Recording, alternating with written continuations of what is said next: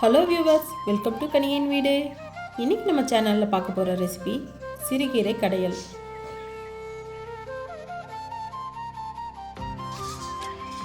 இதுதான் சிறுகீரை, பார்க்குறதுக்கு இப்படி தான் இருக்கும்.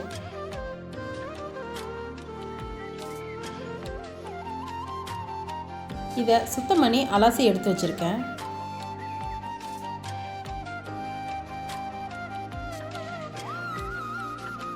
அடுப்பில் சட்டியோ பாத்திரமோ வச்சுக்கோங்க.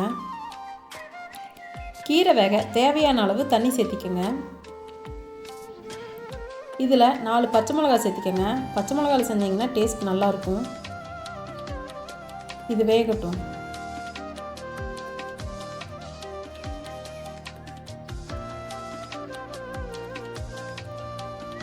மிளகா நல்லா வெந்துருச்சு. மிளகா சேர்த்தியே வேக போட்டுக்கோங்க.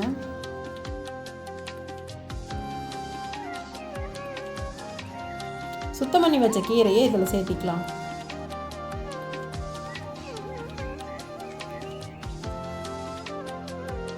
பார்க்கறதுக்கு கீரை நிறைய இருக்கிற மாதிரி தான் தெரியும்.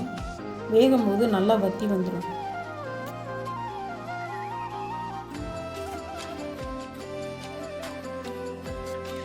இதை மூடி வச்சு ஒரு 30 செகண்ட் வேக வச்சுக்கலாம்.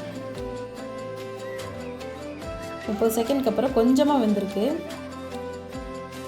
இதை அப்படியே திருப்பி விட்டுக்கலாம்.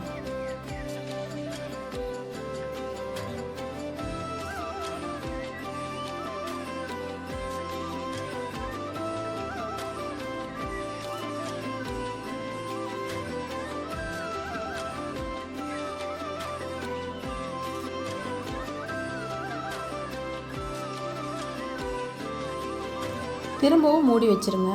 30 செகண்ட் வேகட்டும். 30 செகண்ட் ஆயிடுச்சு. கீரை 3/4 பதம் வெந்துருச்சு. இதை நல்லா கலந்து விட்டுட்டு நான் அடுப்பை ஆஃப் பண்ணிக்கிறேன். மண் சட்டிங்கிறதால ஹீட் அப்படியே இருக்கும். நம்ம கடையறக்குள்ளே கீரை முழுசாக வெந்துடும். கீரையை அதிக நேரம் வேக விட்டுறாதீங்க. அது கசக்கவும் செய்யும், கலரும் மாறிடும். இப்போ இது இருக்கட்டும். ஒரு கடாயில் 2 ஸ்பூன் தேங்காய் எண்ணெய் சேர்த்துக்கோங்க. தேங்காய் எண்ணெய் செஞ்சால் தான் இந்த ரெசிபி நல்லாயிருக்கும். 10 சின்ன வெங்காயத்தை பொடியாக கட் பண்ணி சேர்த்துக்கோங்க. சின்ன வெங்காயம் மட்டும் சேர்த்துங்க, பெரிய வெங்காயம் சேர்த்தியாதீங்க. இதை நல்லா வதக்கிக்கலாம். வெங்காயம் ரொம்ப வேகக்கூடாது, கலர் லைட்டாக மாறினா போதும். இப்போ வெங்காயம் கலர் மாறி இருக்குது, ஆனால் இதோட பச்சை வாசனை கொஞ்சம் இருக்குது. இந்த வெங்காயத்தோட ஸ்மெல் இருந்துச்சுன்னா தான் கீரை நல்லாயிருக்கும். இந்த மாதிரி ட்ரை பண்ணி பாருங்கள். இதை ஒரு கடையில் சட்டியில் சேர்த்திக்கலாம்.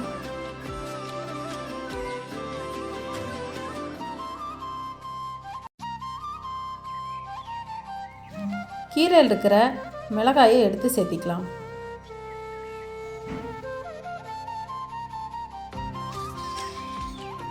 நான் இதில் ஒரு மிளகாயை மட்டும் எடுத்து வச்சுக்கிறேன். காரத்தை பார்த்துட்டு போட்டுக்கலாம். இப்போ மிளகாயும் வெங்காயத்தையும் நைஸாக கடைஞ்சிக்கோங்க. இப்படி கடையும் போது காரம் நல்லா இறங்கும். இந்த அளவுக்கு கடைஞ்ச போது இப்போ கீரையை சேர்த்திக்கலாம்.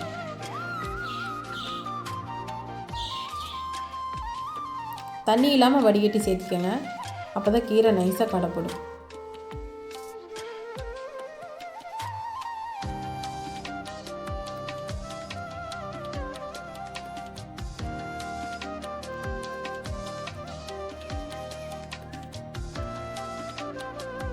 இப்போ கீரை கடைஞ்சிக்கலாம். கீரை இப்போ 1க்கு 2 கடைஞ்சாச்சு. இதில் இப்போ உப்பு சேர்த்திக்கலாம். முதலே சேர்த்துனிங்கன்னா கீரை அதிகமாக தெரியும், உப்பு அதிகமாக போயிடும். அதனால் இந்த மாதிரி ஆனதுக்கப்புறம் கடைஞ்சிக்கோங்க. உப்பு சேர்த்தி கடைஞ்சாச்சு. இப்போ உப்பு காரம் எல்லாம் செக் பண்ணிக்கோங்க.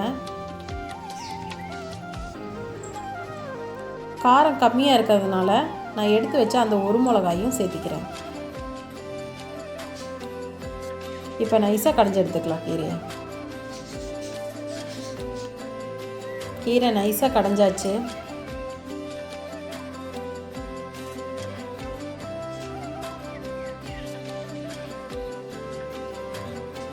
கீரை உங்களுக்கு எந்த அளவு திக்னஸ் வேணுமோ அந்த அளவுக்கு வச்சுக்கோங்க.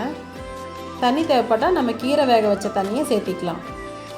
இந்த கீரை கெட்டியாக இருந்தாலும் டேஸ்ட்டாக இருக்கும், தண்ணியாக இருந்தாலும் டேஸ்ட்டாக இருக்கும். அதுக்கு தகுந்த உப்பு காரத்தை சேர்த்திக்கோங்க. இந்த மாதிரி ஒரு டைம் குழந்தைகளுக்கு செஞ்சு கொடுங்க. கீரை சாப்பிடாதவங்க கூட விரும்பி சாப்பிடுவாங்க. அவ்வளவுதாங்க, டக்குன்னு சிறுகீரை கடையில் ரெடி ஆயிடுச்சு. நீங்களும் இந்த ரெசிபியை ட்ரை பண்ணி பார்த்துட்டு எப்படி இருக்குன்னு கமெண்ட்டில் சொல்லுங்கள். உங்களுக்கு இந்த வீடியோ பிடிச்சிருந்தா லைக் பண்ணுங்கள், ஷேர் பண்ணுங்கள், மறக்காமல் நம்ம சேனலை சப்ஸ்கிரைப் பண்ணிக்கோங்க. தேங்க்ஸ் ஃபார் வாட்சிங்.